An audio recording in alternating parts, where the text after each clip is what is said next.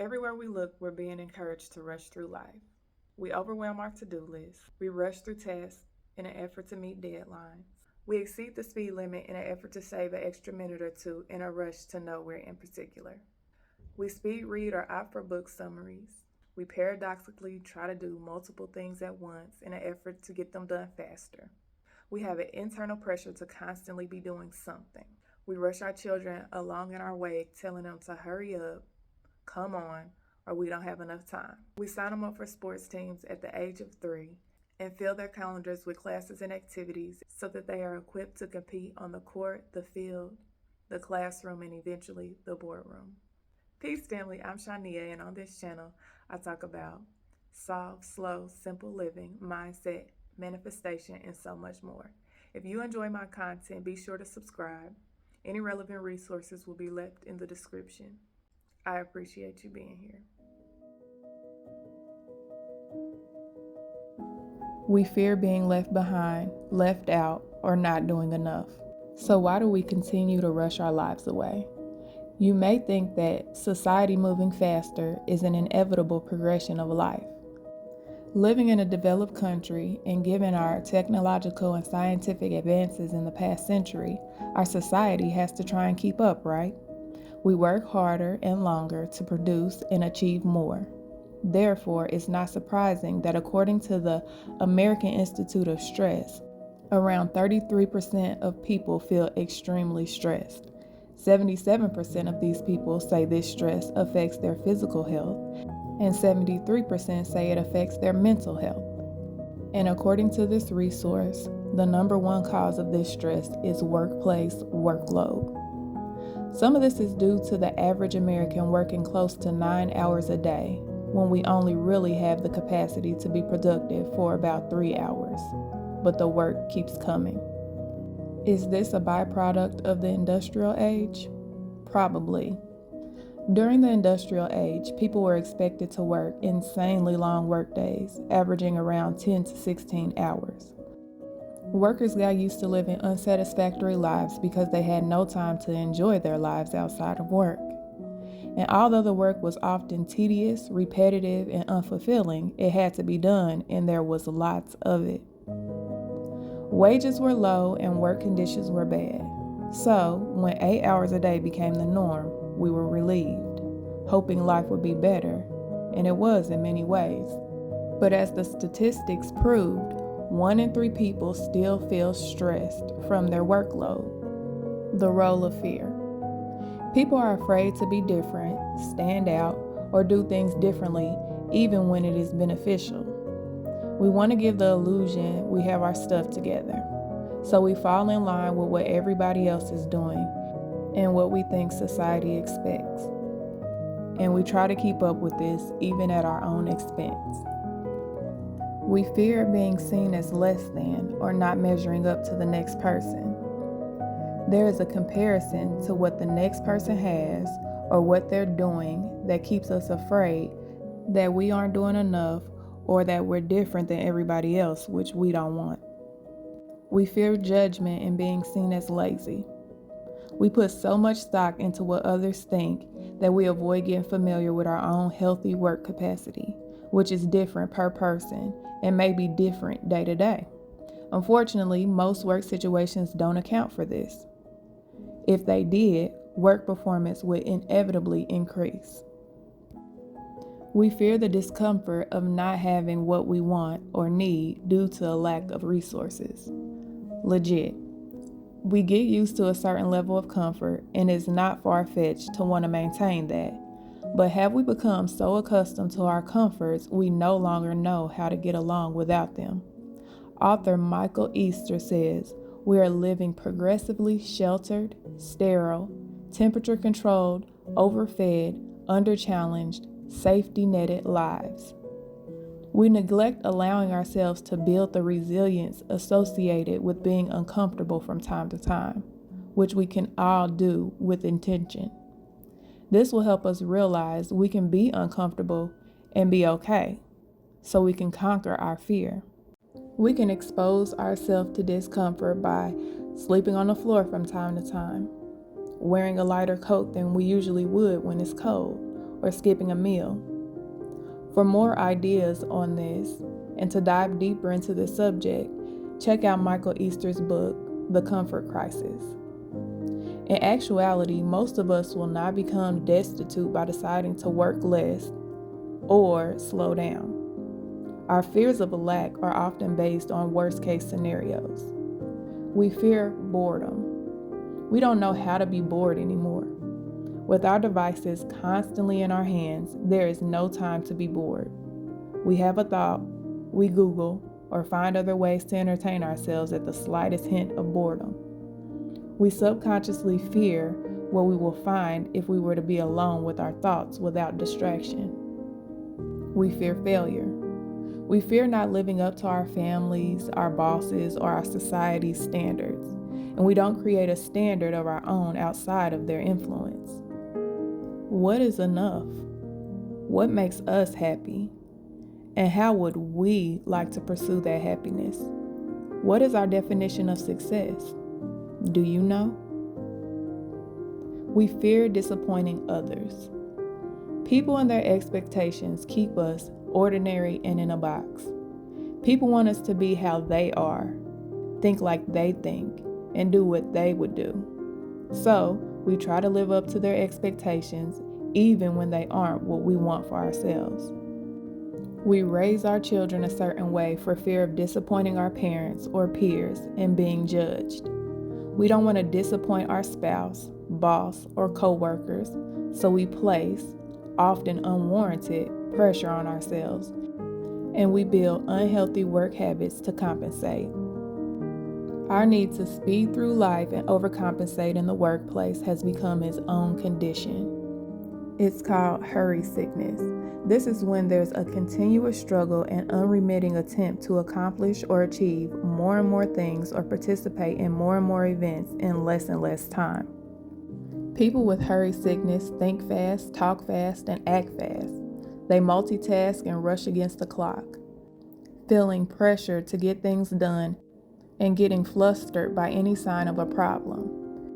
This may be more common or obvious to spot in the workplace, but I would argue that it can also be seen in homes. Parents that fill their children's schedules then rush them from activity to activity or rush their babies to learn to walk, potty train, or any, quote, age-appropriate skill they think they should have, but then become anxious when their child is behind. The digital age is contributing to our urge to rush and hustle through life. Everyone's highlight reel is right in our faces at all times via social media. So it's inevitable that we compare our real lives to others' best lives. Internally, we start to feel we aren't doing or being enough, so we overwork or rush to get to the next shiny object or place because that's where they're at, and we don't want to miss out. Then there's instant gratification. We have the world at our fingertips at all times. By the tap of a screen, we have what we want. It's magic, and it conditions us to be very impatient. Lose your Wi-Fi connection and your phone takes longer than 3 seconds to respond, and you're instantly agitated. We want it now. Whether we realize it or not, our technology is making us lack patience, which adds to our desire to go through life faster. Next, there's overstimulation. We are constantly being stimulated. As mentioned, we have access to the world in our pocket. Whether we want to be educated or entertained, it can be done in an instant, with seemingly infinite options to choose from. The worst part is, it's available for your pleasure around the clock. It never shuts off, which can lead to information overload. There's an option for every angle on every topic you can think of. Whichever way you want to think, there is an opinion for or against it, and several somewhere on the spectrum between those. It's a wonder many of us are so confused and end up trying to do and try all the things. How can we really know which way to go when there are so many options? It would appear that having a lot of options would be a good thing, right? I beg to differ. People are disconnected from their own instincts and intuition. So we seek the knowledge of others, which is usually just strong opinions. And by the time we watch a few videos, read a few articles or books, we're more confused than when we started. So again, we overcompensate. At least this way, we'll have a leg up instead of doing nothing and dreadfully being behind. Did you know that humans have shorter attention spans than goldfish? A goldfish's attention span is 9 seconds. The average human attention span is 8.25 seconds, which can range from 2 seconds to over 20 minutes. Our attention span decreased by almost 25% from the year 2000 to 2015, and I would bet technology had a lot to do with that. I just discussed how technology has been our curse, but technology can also be our cure if used effectively. There are many tools available via technology that can help us solve the very problems we are facing from technology constantly being available to us. We can learn to use technology to our advantage instead of to our detriment by learning to manage our lives better with some of the tools it has to offer. One of these tools is time management tools. Managing time fights busyness, overwork, and overwhelm. We manage time to help us get more done in less time.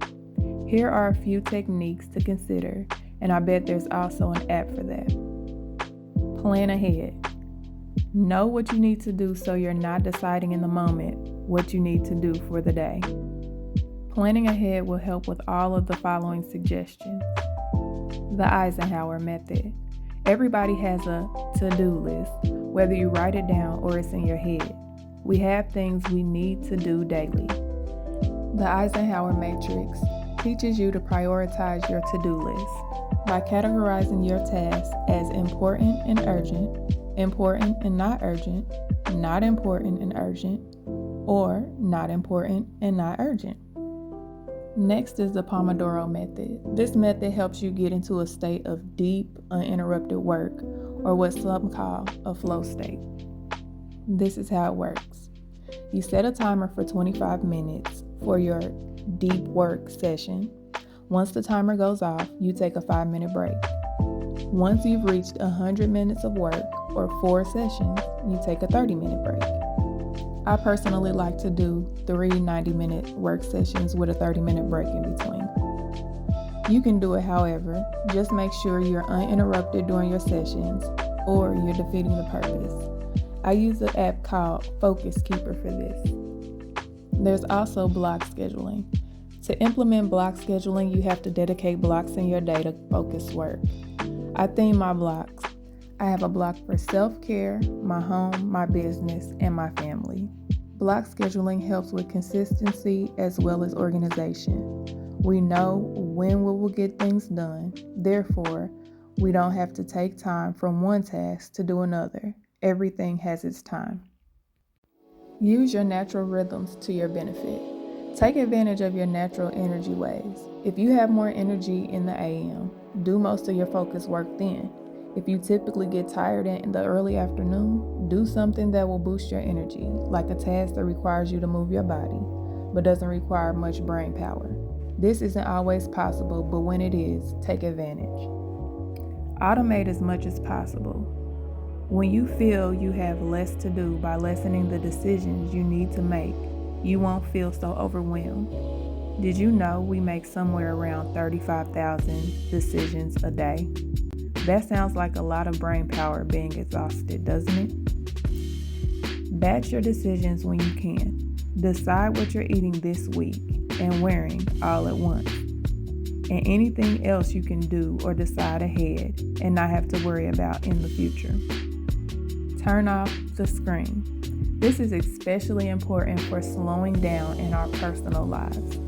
A lot of our pressure to do or be more comes from outside influences, directly or indirectly. If you find yourself pressured to keep up with the Joneses, step away from the screen, stop watching what others are doing. Sometimes it's our environment, family, or peer circle causing the pressure to keep up. In that case, it's very important to sit with yourself. Are your goals really yours, or are they expectations, unspoken or spoken, of others? What do you really want? Are you really happy and satisfied with your life and yourself? Ask yourself these types of questions to come back to yourself. Journaling and meditation are practices that can help you reconnect with what's important to you and help you figure out how you can live a better quality of life outside of others' toxic expectations and influences. I hope you found value in these words. Until next time, peace.